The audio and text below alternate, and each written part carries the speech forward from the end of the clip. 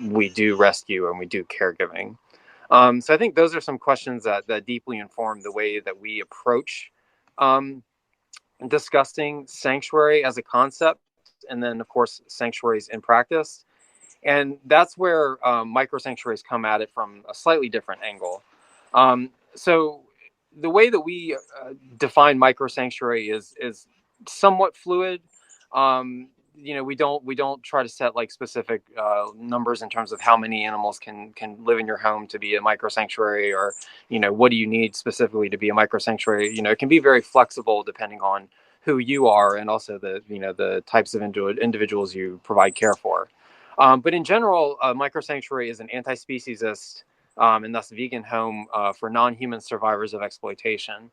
And really, a key part of it is using the space and the resources that we have now to save lives and provide care for for a lifetime. And so, in that regard, a micro sanctuary can be as small as one rescued individual.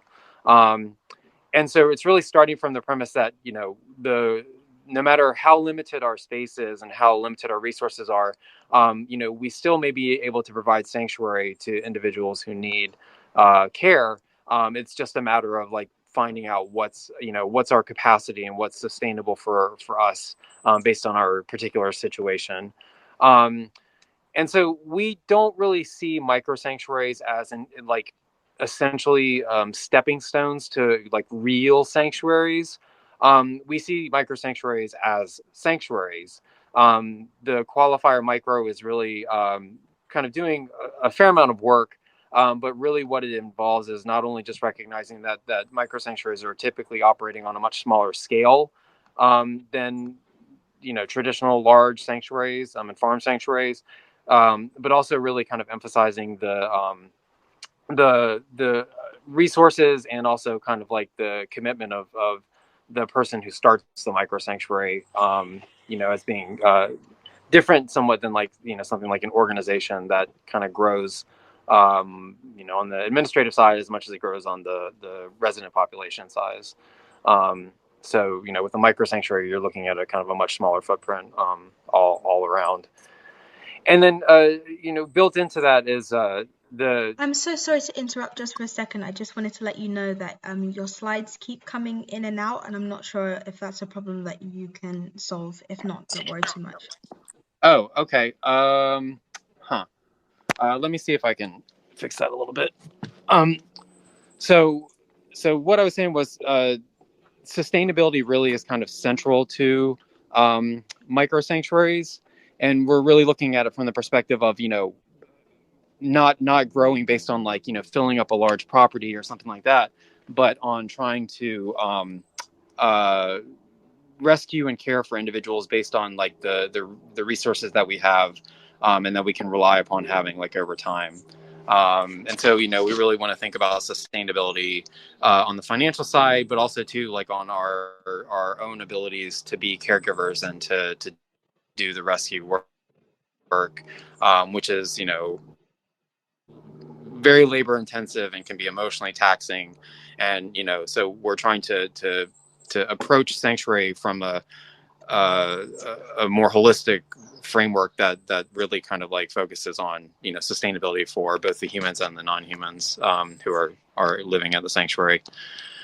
And then one other thing about micro sanctuaries is that they're often uniquely able to care for animals who are frequently ignored, misunderstood, or devalued, such as roosters, or those who require intensive and individualized care, such as ill, injured, or disabled animals. Large sanctuaries do this sort of work all the time, but in some cases, the amount of work that they have on their plates caring for a large resident population can make it difficult to provide individualized care for someone who requires a lot of specialized attention. And so that's something that micro sanctuaries a lot of time can do a really good job of, is being able to devote a lot more time to individuals who need it. And then another thing that's important for us, and that we really believe is both unique and also crucial to micro sanctuaries, involves the issue of access, and that, as I mentioned above, that kind of plays out in a number of different ways. So in terms of the general kind of issue of access, microsanctuaries, like one, by more microsanctuaries being able to provide homes, we're creating more homes for individual non-humans who need, safe places to go, rather than just being limited to, like, a handful of large sanctuaries scattered around, the country or whatever. We're being able to provide more homes in different places, just kind of on a much smaller scale than a larger sanctuary. And then I think in a wider variety of places, for sanctuary to operate is really critical as well. As you can probably imagine, for a micro sanctuary that can be as small as one individual, you're not limited to large farm properties out in the country for places where your sanctuary can exist. Micro sanctuaries can happen just about anywhere. Including, I've even seen people with micro sanctuaries and like tiny homes that travel around, and things like that. It's very much more flexible, and it being able to operate in a wider variety of places means that the sanctuaries can be more available, and thus more accessible, in kind of all manner of speaking. And then for also it's for non-humans in need of safety and lifetime care, like I said, they get the ability to have more opportunities for rescue when there are more people kind of around who are willing to offer it to them.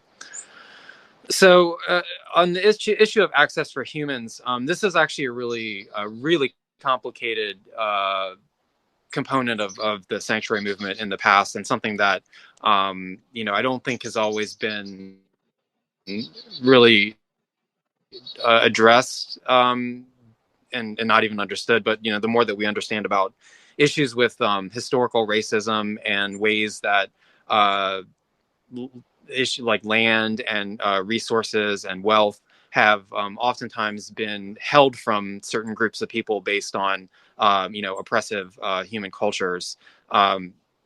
These things have meant that the types of people who are able to access the large properties and the huge amount of capital and other resources that are required to start a sanctuary, has in many ways like limited the types of people and the number of people who are able to start what we usually think of as sanctuaries.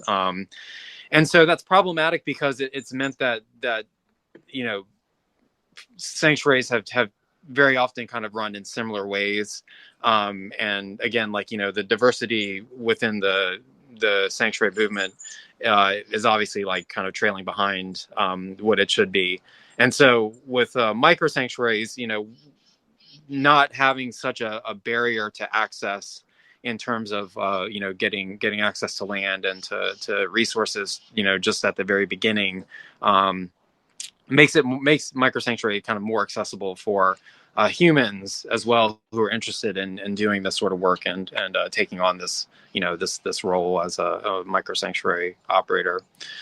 And then an additional way that access plays into this discussion, I think, which is really interesting, is the fact that access to sanctuaries has also been in many ways limited because large farm sanctuaries that are operating in the country are not where the density of the population is. Even those that are somewhat close to large population centers, it's probably a fair drive to get out to them. And so for many people, it can be difficult to even get to a sanctuary if they're not able to travel, if their work schedules don't permit it, if they have other obligations or limitations. And so accessing traditional sanctuaries has been complicated, for many people in the past. And that's something that I think micro sanctuaries are uniquely positioned to kind of address, because of one, being less resource intensive to start up, and also to being able to kind of be situated more closely within cities and urban centers and places where more people are living, and thus being part of these communities. So yeah, I kind of discussed the expanding access, uh, and I really do think that um, rethinking what it means to be a sanctuary is kind of really important to understanding why microsanctuaries are kind of a unique approach. Just because it's not a matter of like, microsanctuaries are doing something inherently different on an individual scale. Like, microsanctuaries are providing care and, discussing veganism and sharing stories and things like that. But being able to do that work in a variety of spaces, whether it's a rural homestead or an urban apartment, like that really adds a degree of flexibility and, like I said, access to microsanctuaries that I think provides them with a advocacy. So one thing that I think we can really focus on when discussing kind of the theory of microsanctuaries is looking at where we're at and starting where we are. Um, so many times vegans who wish to do rescue work and provide care and create sanctuaries oftentimes accept models that may not work for them where they're at. Um, and so, you know, when we're coming at this from an anti-speciesist and a radical perspective, a lot of times don't fit a situation, and don't meet the particular needs of everyone involved, and instead coming up with new models of doing that. And so, obviously, and scale that down so that it fits inside your city apartment. Um, so the the way to approach that instead is to think about how can we take the principles of sanctuary and kind of that radical approach to challenging speciesism and apply that in our situation where we are now. And so that means that a micro sanctuary can be pretty much anywhere, and I think it can also operate with pretty much any species. It's a matter of bringing that individualized focus on care and that a refusal to accept bad models of doing this work, and instead like looking to the best situation and best caregiving for each individual in need. Um, and I think one thing that we don't often address enough in the sanctuary world is the way in which care and sanctuary should apply to the people who are the humans who are doing the caregiving. We have a real problem with burnout and people kind of getting in and then getting out of doing caregiving work. And a lot of times it's just we don't really acknowledge the emotional toll and the physical toll that doing caregiving work takes. um, I see posts from other sanctuary and micro sanctuary operators all the time discussing when residents die. And as someone who's rescued hundreds of animals and dealt with loss over and over again, like we just recently lost one of our longest residents, a rooster, and it's devastating. But you have to be able to acknowledge and deal with the grief of loss while at the same time maintaining the caregiving that every other resident needs. And so it's something where we don't always consider the ways in which um, the human component of sanctuary is crucial when we think about providing care. And so we try to start where we're at and recognize kind of our own needs in order to be healthy and to be sustained, and bring our personality and our individuality to the sanctuary work that we do, and thus kind of try to make the sanctuary something that works for everyone who lives there, including the humans involved who do it.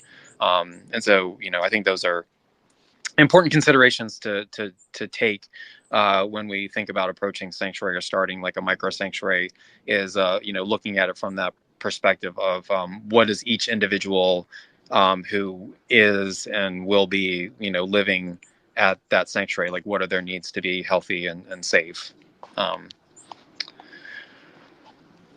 So I think, we can discuss then why microsanctuaries matter in the larger rescue world, and also, as activists and advocates. And so I think one of the things that happens, that we're used to happening with like traditional companion species, is that from forming of a deep emotional familial bond with individuals of other species.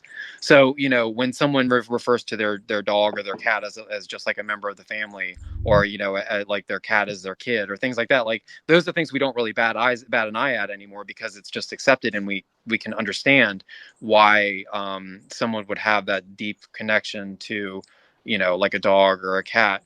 But what we do with what we do at microsanctuaries is really kind of bring that same sort of sense of connection and familial bond to species who aren't typically considered to be companions.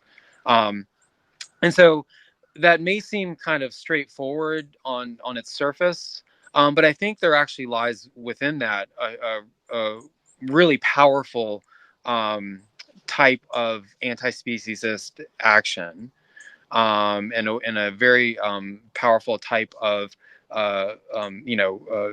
confrontation with the cultural narratives that say that these types of individuals don't mean anything, and the only reason they exist is to provide food or to be tested upon, or things like that. And so when we reject those cultural narratives and treat every individual who comes into our care the same, with the same regard for their needs, and the same focus on high quality care, that inherently challenges those models and those systems of oppression that focus on exploited species like food, animals, and tested animals and testing. So to me, that's why I think caregiving is activism is at once obvious, but also too like really radical, because I think just like we've traditionally held sanctuary to be one type of thing, a lot of times it feels like we hold up activism as being one type of thing. Whether that means holding signs and chanting on the street corner, or marching and protesting, or petitions, like these things that we typically consider to be activism. Like those are all important and valuable and amazing, but a lot of times like we kind of dismiss, or don't acknowledge the way that direct care is doing activism, just kind of in a different form and manner. So, we really firmly believe that providing rescue and high quality lifetime care to individuals in need is activism. It's not anything less than all the other types of vegan activism that you may be used to. And so, uh, I think seeing in that light, you can start to see ways in which there's a way to bridge like more mainstream types of vegan activism with caregiving, and ways to like more closely integrate activism like on the streets with caregiving, at home, in your micro sanctuary. The two, can very easily go hand in hand, and I think can complement each other really, really well. Um, and especially when the type of work that comes with caregiving is work that has traditionally been undervalued just socially, whether that's caring young individuals, or cleaning, things like that, like things that are kind of considered lesser work, have long been devalued. And I think sometimes that can carry over to the work that happens on a sanctuary, because it resembles work that humans have done, and kind of been disregarded for. And so, I think we also need to recognize that the ability to make a difference for one individual is important, and the ability to share their stories, over the course of their life is important.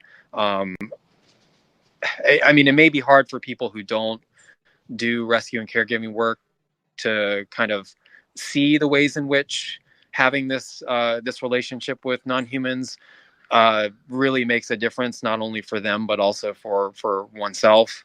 But it's really profound, and I think that if we hold true to our vegan principles, like, we really should take seriously the ways in which um, uh, that the impacts we have on individuals is really critical to what veganism is, and I'll talk a little bit about that more in a minute. But yeah, so I think, like, really recognizing that caregiving is activism in different ways is important to seeing why microsanctuaries can be important when they are able to kind of easily bridge the different worlds between, like, traditional activism and sanctuary caregiving. And excuse me. And so, just talking a little bit more about that relationship with individual animals. So one thing that I've always noticed, and it's become really clear since we started our sanctuary in 2014, is that so much of modern veganism and the discussion of animal rights is so often about animals, but it doesn't always and doesn't often include them in meaningful ways. So, in campaigns or in speaking and writing and discussing animals and doing those sorts of things, like, it's very easy for animals to kind of become just categories of beings, and not really to recognize the ways in which, like, there are individuals who are being exploited and are suffering in these systems. And so in that situation, individuals of other species risk becoming ideas and abstractions who kind of get lost in the statistics. So, when you hear that billions of animals are being slaughtered every year for food, it's hard to really kind of focus in on each individual one of those billions who is, going in the transporter trucks or going down the slaughterhouse line. It's overwhelming to think about that, but that's the reality of the situation. And I think a lot of times we miss opportunities for doing advocacy when we don't recognize and acknowledge and speak up about the individuals who are being affected by these systems. So when caregivers do this work, and when microsanctuaries are doing this for one individual or a few individuals, I think it provides us with a new understanding of who these individuals are, and then also provides strong reasons for ending their exploitation. So for us, in our case, like, before we started our sanctuary, we had very little, understanding of who chickens were and kind of what issues were involved with their biology and their life experiences due to the ways that domestication for food production have affected them. And so, getting to meet them and understand them and care for them and kind of learn about these issues and find ways to treat these issues to extend their life, it's really been eye-opening, and it's really informed the ways that I understand the operation of speciesism when it comes to exploitation for, like, food or for other human benefits. And that's really largely been driven by the experiences I've had directly interacting with these rescued individuals. And so, I think that form of understanding is much more important than we might want to acknowledge as vegans, because it's difficult. It requires a lot of learning and a lot of emotional work to start to see this suffering in an individual way. But I think it's really, like I said, enlightening, but also should be really a key part of how we do our vegan advocacy, because we can do it in a way that's much more based upon the lived experiences of the individuals who are stuck in these systems. And so that's why I think, like doing caregiving is a form of activism, and is really important, because it allows us to do this direct caregiving work, and also to better form our approaches as activists when we're going out and trying to change things, kind of in human society. So, so I think it's important to, really think about ways in which the act of caregiving is a form of direct activism, for those who are directly affected by it, and that, it can provide an opportunity for us to focus on those individuals when we do our advocacy, because we have those direct experiences with them and can tell their stories to exemplify these things, that are happening. So, it does make sense in some cases to think about microsanctuaries as very little sanctuaries, but we can also think about them directly within that framework of activism and direct action. And so we can directly connect the traditional vegan activism and animal liberation to caregiving.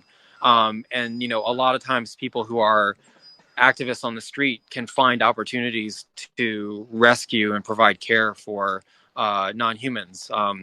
We can do protests, we can bear witness, we can liberate. Through it all, there are those individuals who merely want to live, and who better to help them do it than the activists who are committed to ending their oppression. And so, to give examples of this, like I've heard numbers of stories from people who are doing activism, say like outside of a slaughterhouse, or outside of places where trucks come through with animals, and one animal will escape and run away, and will get to safety thanks to the activists who were there. I'm sure you've seen these stories of animals who liberate themselves, and a lot of times activists may be in a position to help them and get them to safety. And so the connection between caregiving and traditional activism, I think, is quite direct in many ways. um,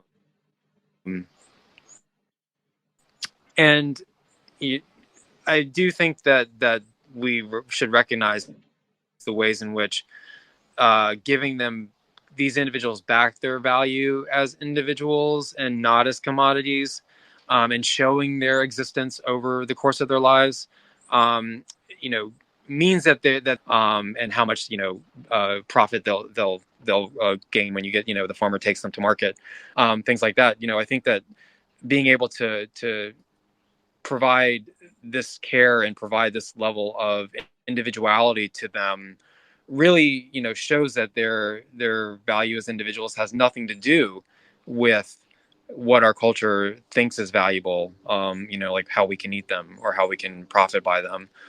We can start to see them as individuals who have their own inherent worth. And I think a lot of times microsanctuaries can do that really, really well when they're able to focus in on like the life story of one individual, or to discuss the ways in which a human is creating a bond with the residents of their microsanctuary. And one other thing too that I think microsanctuaries bring to the table that might be a little bit different than larger sanctuaries is ways to move beyond the charity model of sanctuary operation.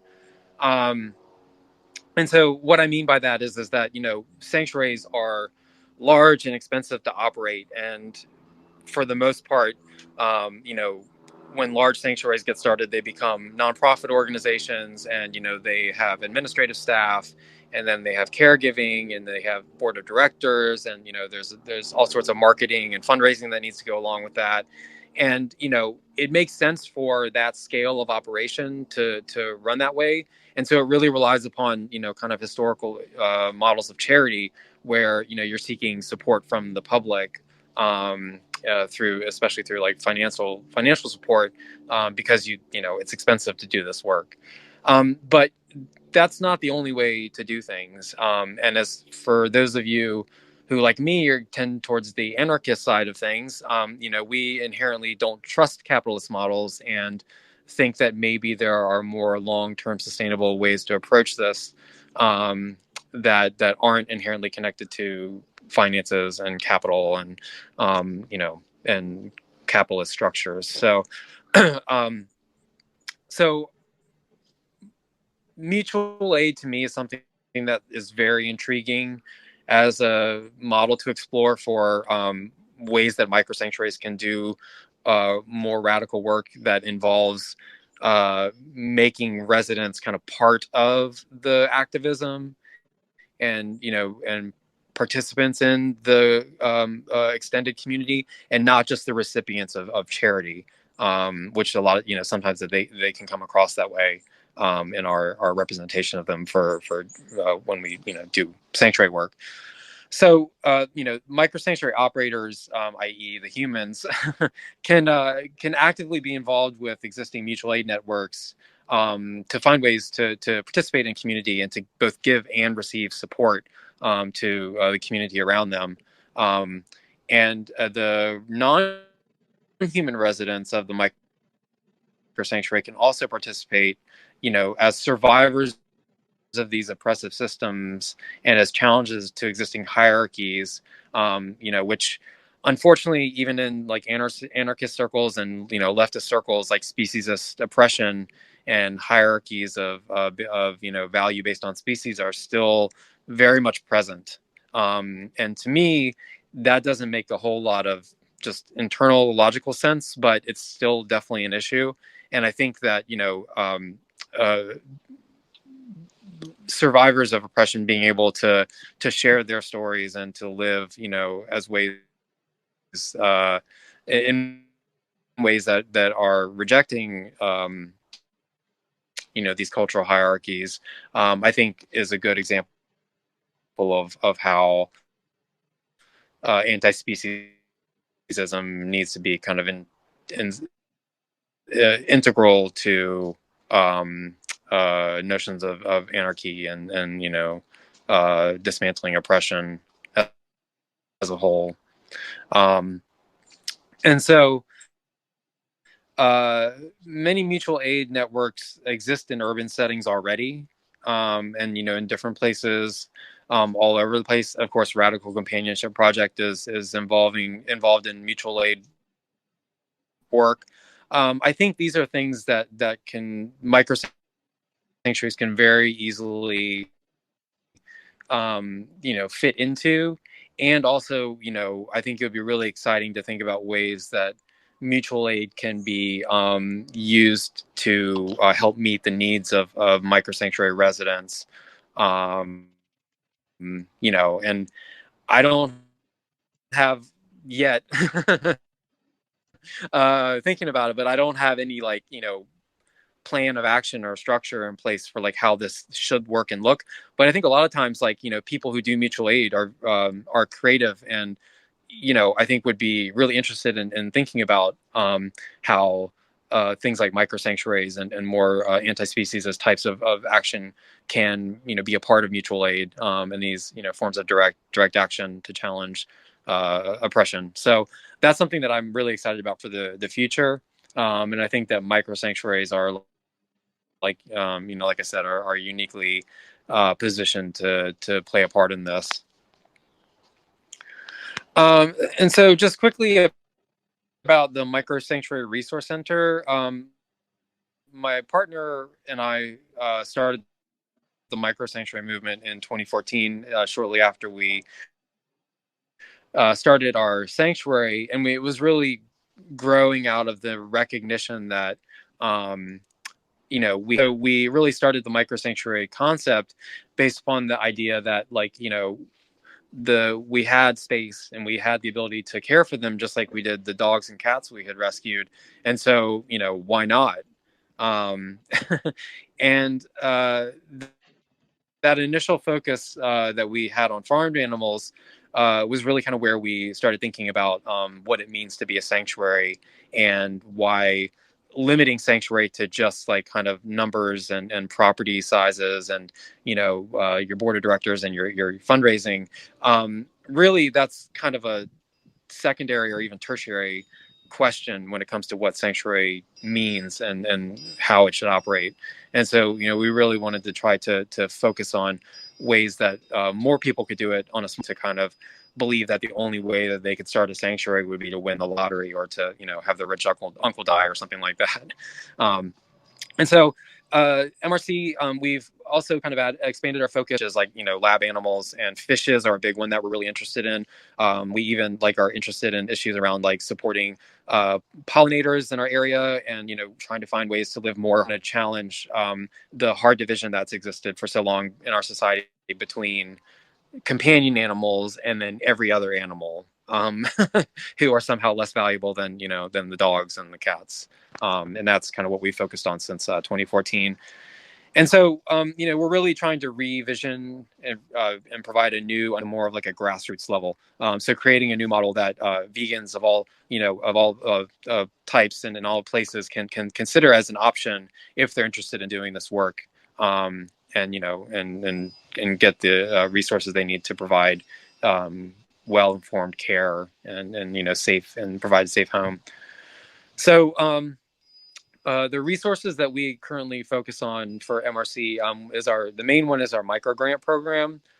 So we do have a grant program set up for individuals, as well as people who are nonprofit organizations. And we focus on things like reproductive health care, helping people get started, like if they're interested in starting a micro sanctuary, like getting that some initial startup support. And then we also have a sanctuary fund in place for larger sanctuaries as well, who would like some help with specific kind of smaller scale projects. And also one that we introduced a few years ago is our Microsanctuaries of Color grant program.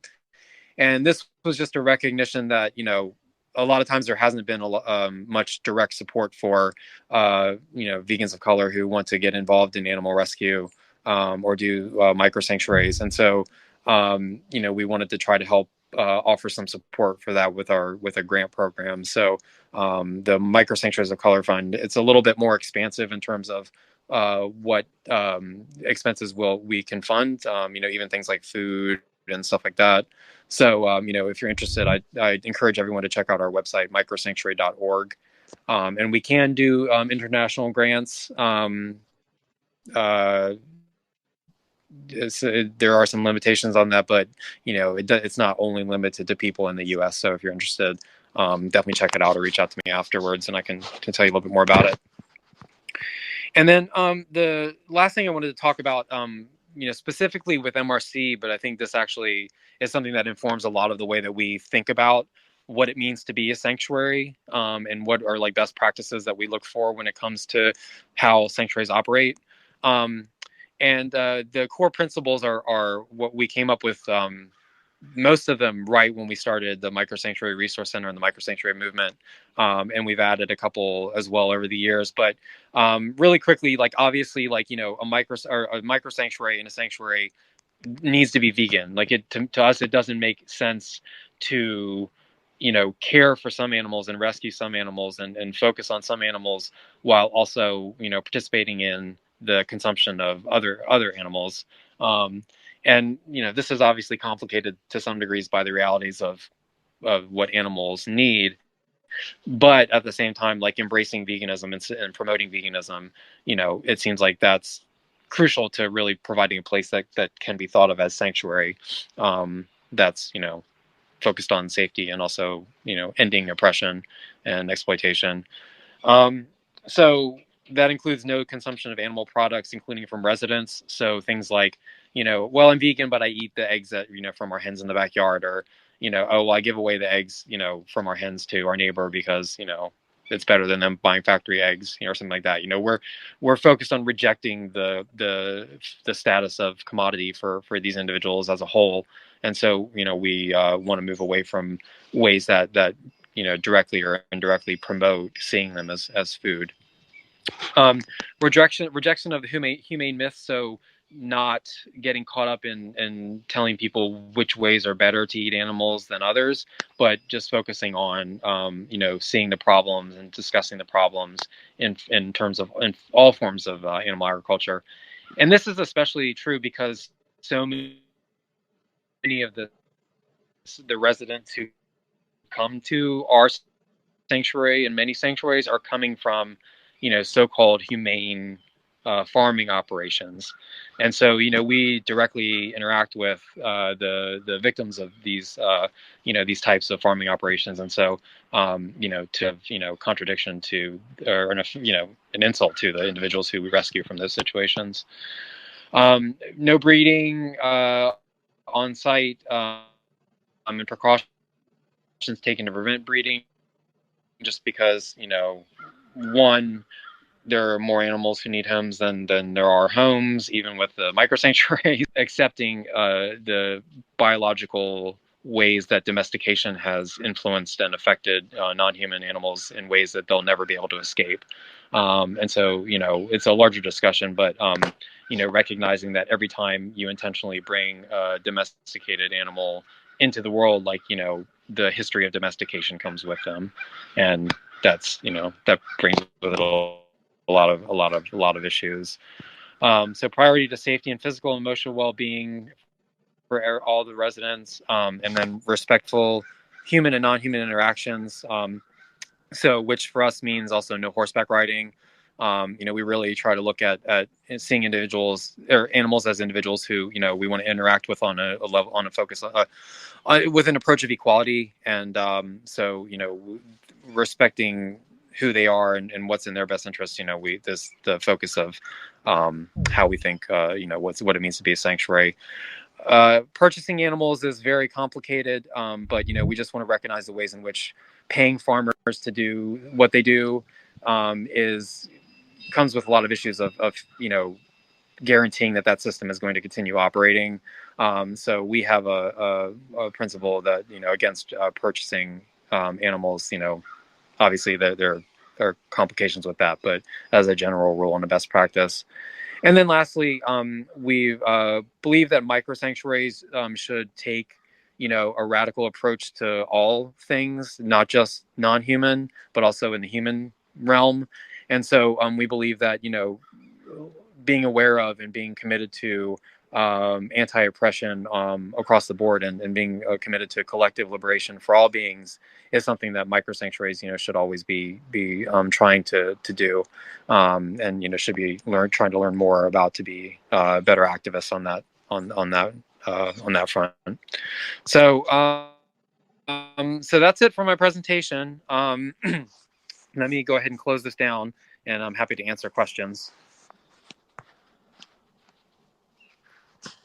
Thank you so much. That was a brilliant presentation, and I'm sure a lot of people have a lot to take away from that. I am going to start by reading out some of the questions that people had for you. So our first question asks, can you please define what a bad model of care is? Yeah, definitely. So one thing that we've encountered a lot is when people rescue an animal that they may not be super familiar with, or are trying to find out the best ways to do caregiving. They'll look to things like, with chickens, for example, like backyard chicken forums, or relying on people who like farmers for information about how to provide care. And so what I would define as a bad model is one that's using information from non-compassionate and bad sources, and putting animals in situations where their best interests maybe are not being cared for directly. And so, but a lot of what goes into making a bad situation is when people don't have access to and don't try to get the best information possible to provide care, and thus end up like replicating bad approaches to care that are out there from bad sources. And this is a real issue with farmed animals, just because so many of the sources for caregiving are coming from like books and other things about farming. And so we found that a lot of the sources that are available to people when they start to rescue these different species have a lot of bad information. And then if you go, like I said, like into like backyard chicken forums, you can see people doing like surgery on their kitchen table and things like that. So So I think sources of information, and then also to getting into situations where you're not able to provide care because you just don't have the funds or the resources, and then like continuing to bring more people in while you have individuals who are in need of care. It's hard, but we really try to focus on meeting the full needs of everybody who comes into a sanctuary situation, and then rather than like trying to rescue as many as possible with minimal levels of care. Thank you.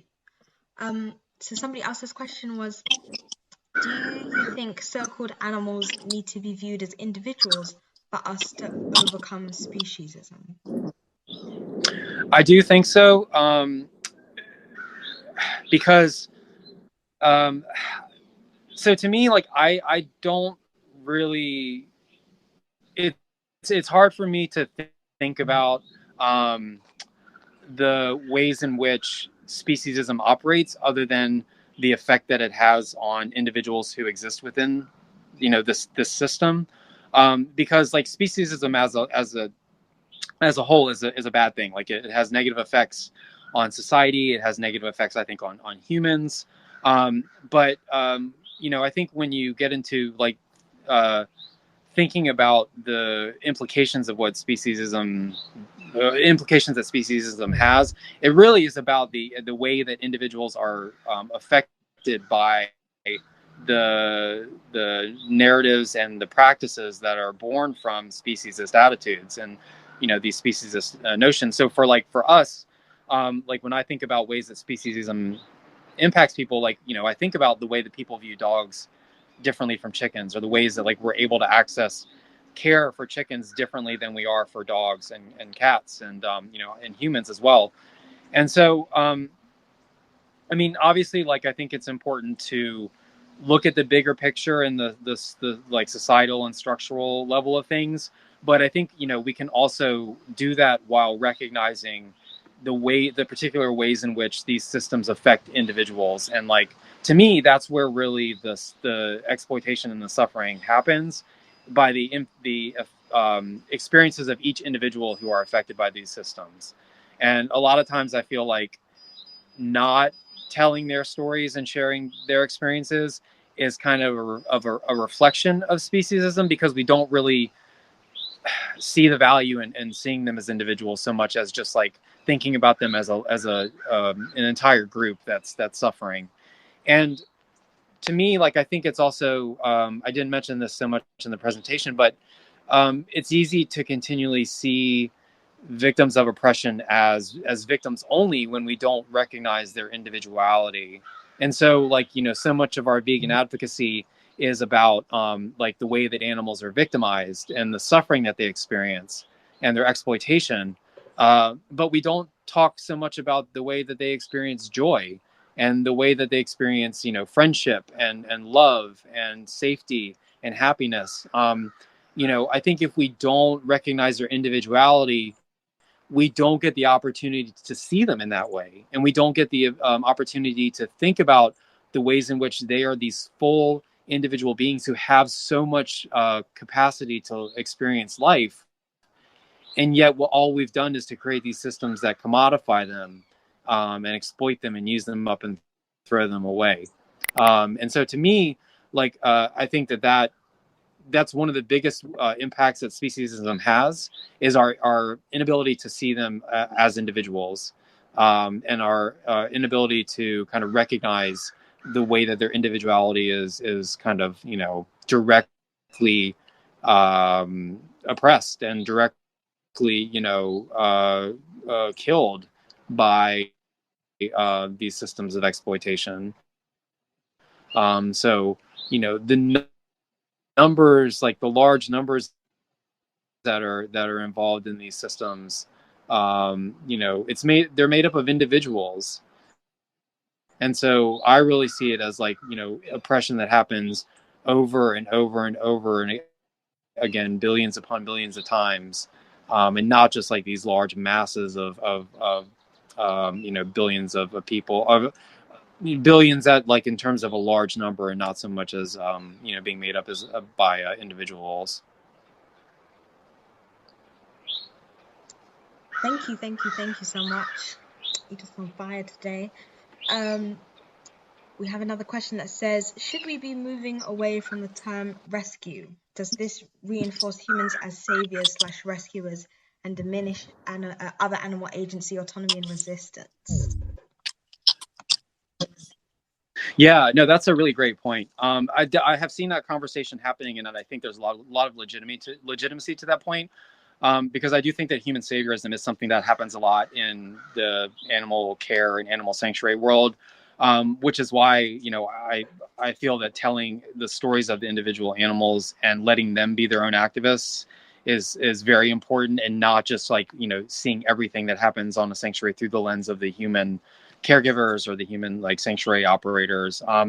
So yes, I would agree that terms like rescue, and to some extent even like caregiving, are complicated, and kind of bring with them a certain sense of like unidirectional energy, when in fact there's a lot more of a mutual relationship that happens when we do this work. And so um, I use words like rescue because those are the words that have been the majority usage thus far. But I definitely think that that's a conversation that we should be having, is ways in which our language, as well as our action, reinforces the kind of sense that humans are the ones that are the primary value. Yeah, no, I love that question, and that's one of the conversations that I hope we get to continue in the sanctuary movement going forward, because I think it's really important. And yeah, and so not centering humans as the stars of the story here, but really like bringing non-humans in as partners and participants is definitely important. Amazing, thank you. Somebody else has said, as a microsanctuary not registered as a non-profit, I struggle with whether or not any attempt to fundraise is legitimate. I pay for everything out of pocket. Is there a proper, acceptable way to seek financial help? Oh boy, I have strong opinions on this, as you can probably imagine. Um, so as someone who believes that you know a micro sanctuary is a sanctuary, and that sanctuary doesn't have to look one way. Like I personally believe that anybody who's doing this work deserves support in any form, that they're able to access it. And so that's why like our micro sanctuary grant program is open to individuals, not just registered charities and nonprofits. And so I mean, the main consideration that you have to take into account is basically legal ones, in ways in which like fundraising, and things like that are becoming reportable income and taxable income potentially, where depending on where you live. And I know in some countries, like it's a real problem to do any fundraising at all, in terms of the laws there. So I think you should know the laws where you live, when it comes to doing things like that. But in general, one, like we never have felt that in order to be a micro sanctuary, you need to register somewhere, or check off a bunch of boxes. It's really much more individualized than that. And two, in terms of doing fundraising, like I don't think that there's anything wrong with asking for fundraising support and receiving fundraising support if you're just an individual running a micro sanctuary, because again, I mean, you're doing the work, and you're doing the caregiving, and so I believe that there's as much legitimacy in that as there is in a nonprofit that's has a staff and a board of directors and stuff. Like to me, the stuff that you're fundraising for is stuff that's deserving of support. So I wouldn't feel any like personal like moral qualms about doing fundraising if you're just an individual micro sanctuary.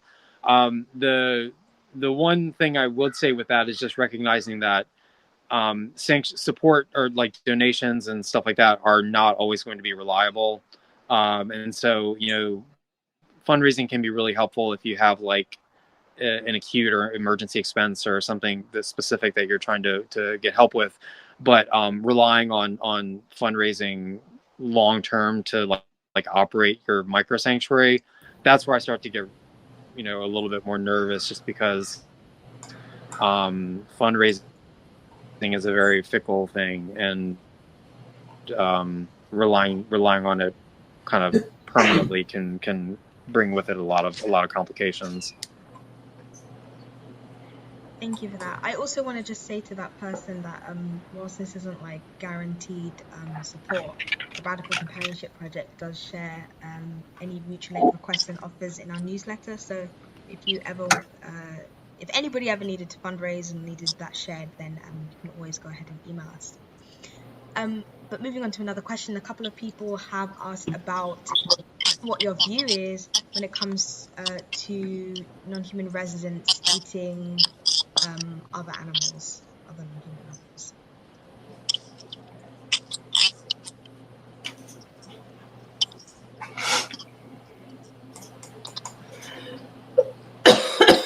Yeah. So it's something that's, I think, is a hard conversation. At this point, like, we view it as a matter of, like, committing to the individual needs of anyone we decide to bring in as a resident of our micro sanctuary. And in some cases, there are residents who can't do well on a diet that is not plant-based, or can't do well on a diet that's plant-based. And so I I think it's hard, and it's situations where I hope for one day there to be better alternative. Someone on into your micro sanctuary, if you know that there isn't a way for you to care for them that doesn't involve that sort of a diet or consumption, and I don't really have a good answer. I mean, I think a lot of people come down on it differently. Personally, like, I don't feel good about it, but I also don't have I don't have problems with people, like, for example, who rescue cats and don't feed them plant-based diets. I hope one day that there's a better alternative that's more more sustainable. And I know people say that cats can do really well on a plant-based diet, but so far, like, that's just one example where I'm not totally eat a plant-based diet. So um, it's one of the many ethical quagmires of doing caregiving work, is that there are a lot of instances where you don't have the best option in terms of what you would like to be doing, and you have to choose between a variety of not good options. But so ultimately, like, it's a hard decision, and I recognize that like, it's a conversation that people come to differently. It's just like recognizing that any resident who comes to live at our micro sanctuary, or at any sanctuary, like, you have to, like, recognize that they their individual needs need to be cared for, and so in some cases that means making decisions that you wouldn't do otherwise. Thank you so much. I just want to be respectful of people's time and let everyone know that it is 10 past, which is when we said we'd finish. We have 3 more questions left. Do you think you're okay to stay for those 3? Yeah, Okay, that's fine. cool. So I guess kind of sort of following on from that, somebody said, can chickens live in an apartment? Can cats be vegan? Yes, and I don't know. Those are 2 quick answers, but actually, chickens. This is one of the biggest things that was a revelation to us when we started doing our rescue work, and our running our sanctuary. Was that chickens fucking love being inside most of the time. They love it. It's amazing to see. Like, we have had a few chickens who we've had to bring inside for one reason or another, and they just bolted for the door and wanted back outside right away. And so, obviously we didn't make them stay inside, but no, chickens really, really enjoy being inside, in most cases, in our experience. And they even make little chicken diapers that you can use to help with, poop control. But we've found that chickens, they come into the space, and they, like the angry little dinosaurs that they are, they just kind of like take it and make it their own, and become the bosses very quickly. So in our experiences, the chickens are at the top of the hierarchy over the cats.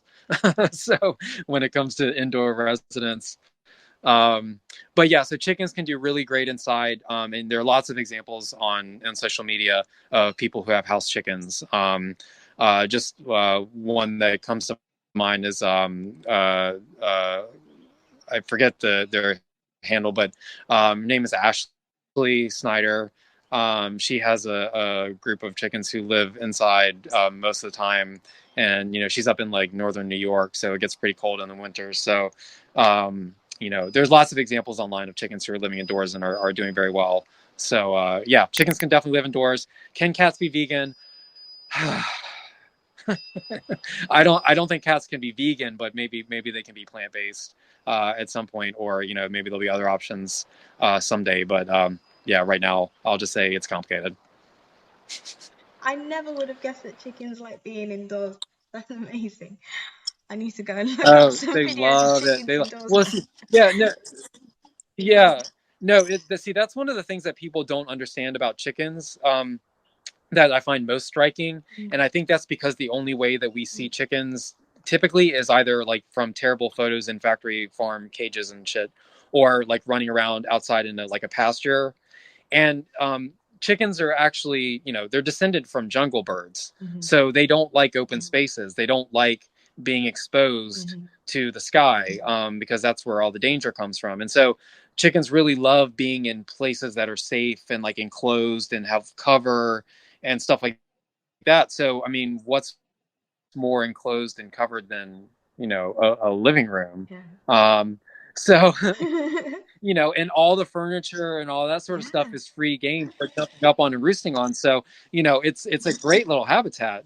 Yeah. So, no, chickens really take to being inside, and it is wonderful too, just because it's very safe for them to be away from predators and Mm-hmm. stuff. And so, yeah, that's why like having, a couple of rescue chickens living in your apartment is not inherently like, disregarding their instincts, or like limiting them from their natural behaviors. Like they really enjoy it in many cases, and so they can live very happy lives, living inside with proper setup. Oh. On a bit of more of a heavier note, I guess, someone has asked, when we stop individuals in sanctuaries or our homes from procreating, if they choose to do so, or make them undergo medical procedures that to that end, don't we violate their reproductive freedom and bodily autonomy? Is it an unavoidable moral compromise?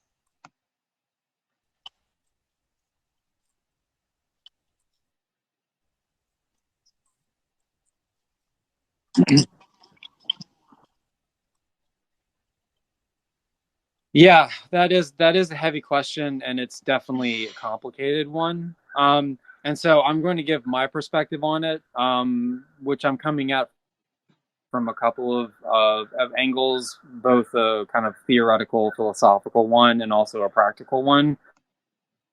So practically, if we start allowing, because there are so many animals who either do need homes or could potentially be needing homes who already exist.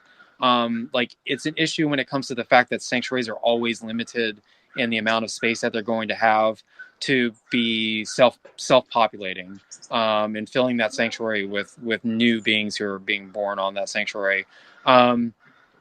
And so, like on a practical level, like, and this is a conversation that happens similarly with like dog and cat populations. Like in practical terms, like one of the decisions that we have to make is how we best can manage like what their individual wants and choices are with kind of the realities of the larger context within which we're operating. And for us, like we don't feel that we can defend like bringing new individuals into the world when we're trying desperately to meet the demand for the ones who are already here. And as someone who has is I mean, I don't want to overstate it, but who bears the burden of saying no when people ask us to take animals they can't care for, or they don't want, or that showed up in their yard. Like, saying no is one of the worst parts of running a sanctuary. And no matter how many accommodations you make to take in as many individuals as possible, like, I could never really justify saying no if I was taking up or filling up spaces with babies who were born at our sanctuary.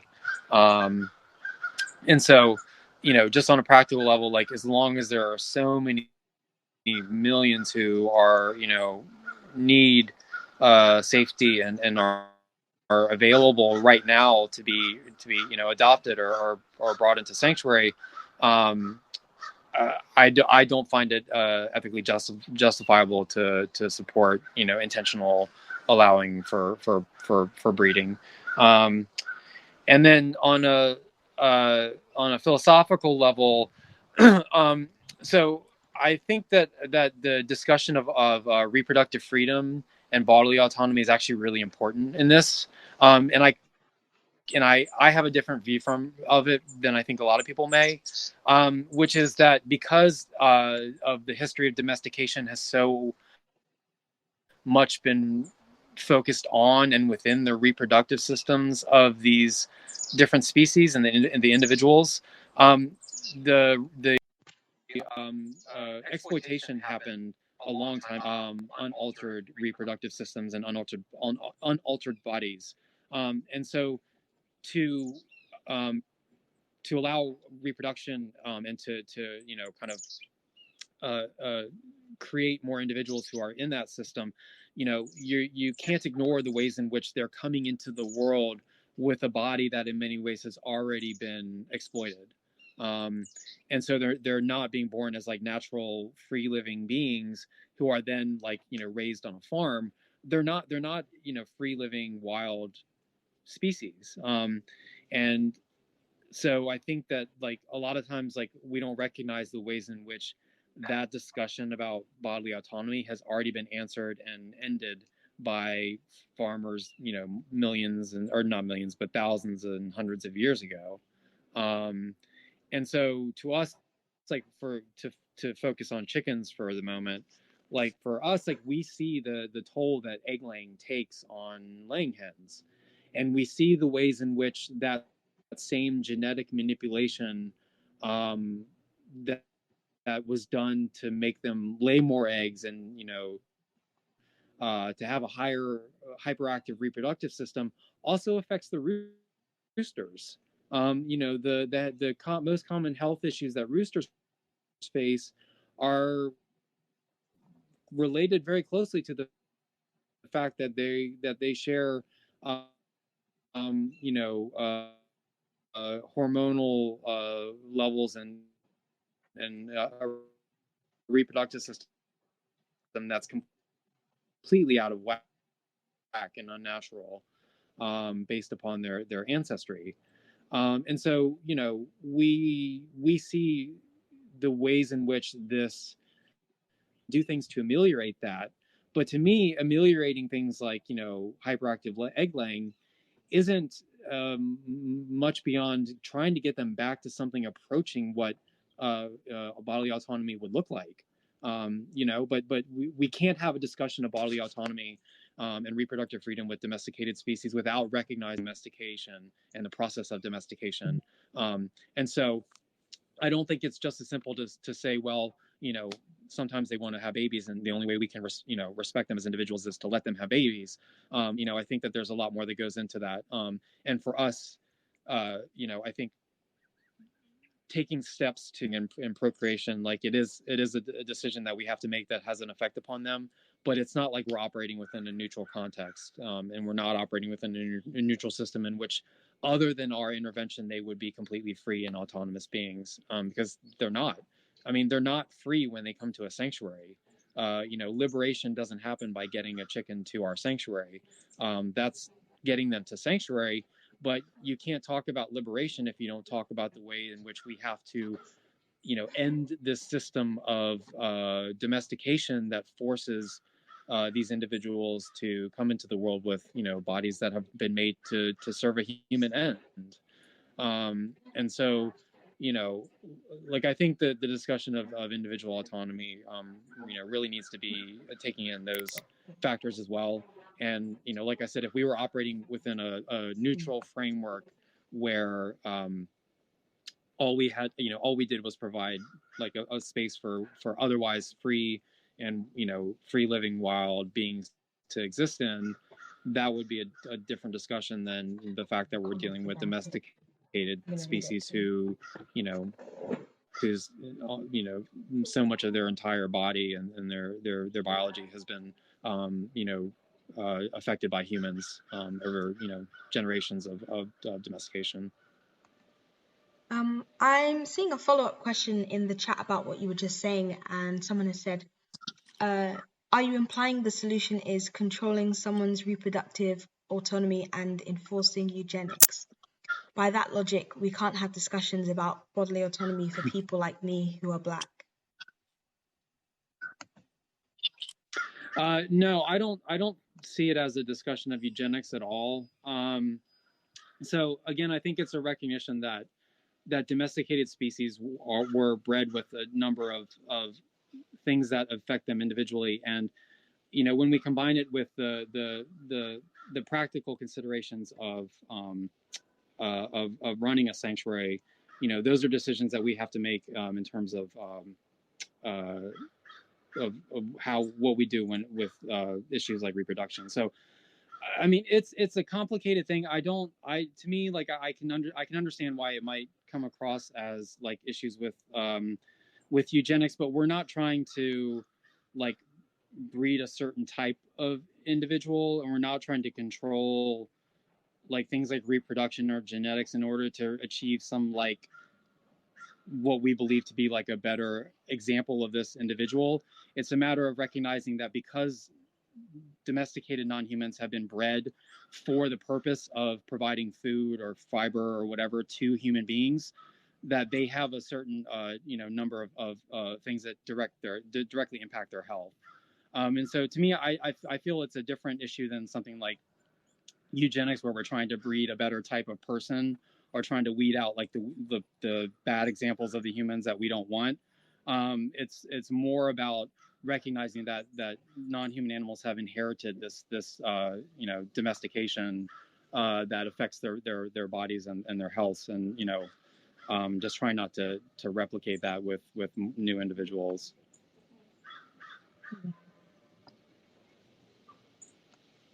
Okay, so we have another question that said, do you use the natural behavioral needs of domesticated animals' wild ancestors to guide good care? And then after that, I think we have one more question.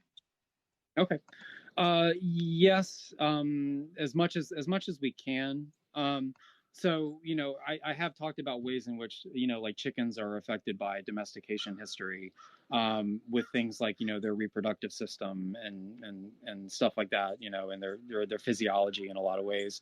But they are still descended from, wild jungle birds. And so in cases like that, you can look back to the instinctual kind of behaviors of these animals as a way to think about like what their best habitats would be, and coupling that with considerations about safety from like predators and stuff like that. So for us, we definitely use like their instinctual behaviors that they've inherited from their ancestors as a way to think about the types of living spaces that we come up with. But again, like a living room isn't a tropical jungle, but in some ways it does kind of like provide the same sort of habitat that keeps them happy and stuff. So I think understanding the like instincts of domesticated animals that have kind of preserved or persevered through history can be useful for guiding like the ways that you approach creating their living spaces. But again, like there is some flexibility that can come with that as well. But you know, that it's one of the things that I look at when like people talk about, you know, keeping their chickens in like an open pasture or like pasture eggs or things like that. Like to me, that goes exactly against, you know, both the instincts that they have, but also to just like knowing how they behave when they're in these different spaces. You know, they always want to be finding instincts in action. About animal-centered design at sanctuary spaces that takes into account things like that, and you know, building like living spaces and other habitats. Okie dokie. And somebody else has said, do you have any feelings or opinions based on the gender of animals and the fact they are categorized as either male or female? Do you feel there is any merit in not focusing on their gender and what their quote-unquote purpose was when they were imprisoned in a place of exploitation? Does recognizing their gender to visitors/people that would visit a sanctuary but haven't even reached veganism, let alone a further understanding of speciesism or individualizing? Is the overemphasis on gender potentially causing more issues with the human aspects, i.e. those that identify as trans/non-binary still facing abuse and oppression? Right, right. Yeah, that's a really interesting question. So one of the problems with ignoring the, you know, the biological or the biology of the individual animals is because so much of the farming system is dependent upon the categorizing these individuals into one gender or one or another, or like you know, exploiting them because of their reproductive systems, and treating them differently based upon that. You know, so for example, like male dairy calves are very quickly taken away and, you know, turned into you know, used for food when they're very young or slaughtered, versus like, you know, the female dairy cows, which are used as for milk production. So you know, to some extent, I think a lot of the issues that we deal with are coming from the fact that this is the way that the farming industry treats them. And so when we talk about like what they go through, a lot of that's going to be kind of informed by what their experiences are based on, you know, kind of their the way that they're treated based on their, you know, their gender. So so when it comes to doing like sanctuary work and sharing the stories of the animals, like I don't necessarily think it's um, inherently problematic to discuss like the different experiences they have because they're, say, a rooster versus a hen. Um, what I think is bad and is really harmful is to pigeonhole them or to isolate them into a type of existence because they are, you know, a rooster versus a hen. You know, like for example, like presenting roosters and hens as like kind of the ideal couple, and like that's what true love looks like, versus like what we've experienced, which is roosters can bond with other roosters all the time, and have just as rich, you know, a relationship and a bond, you know, as we believe that roosters and hens do. So I think like when you kind of like create human stereotypes of gendered behavior or gendered existence, and then try to like force these non-human individuals into those roles, that really reaffirms the worst of both human gender issues and then also with non-humans, like the way that their bodies are exploited in different ways by, you know, the farming system. And so what we really try to push against is that sort of a representation where, you know, it's roosters and hens, and that's what chickens, you know, are like. And, you know, hens always need a rooster, and any rooster who doesn't have a hen is somehow, you know, a bachelor or things like that. You know, we try to resist replicating like these really ridiculous human stereotypes of gender, and pushing those onto to animals, while at the same time, like, you know, recognizing that their experiences as victims of exploitation are in many ways informed by and different based upon the way that they're treated by, you know, by farmers or whatever. So, you know, so I think you can do kind of both of like recognizing what their experiences are because of you know, their bodies and kind of who they are, but at the same time, like not trying to push, really kind of ridiculous human understandings of gender and relationships onto them from that. Right, thank you. I want to thank you for presenting. I want to thank you for answering the questions. Thank you for everybody who sent in your questions. Thank you to everybody who has come for sticking to the end. We really appreciate it. And hopefully we'll see you again soon. An email will be sent out with all the relevant links and the audio recording of the workshop or presentation. All right, thank you very much.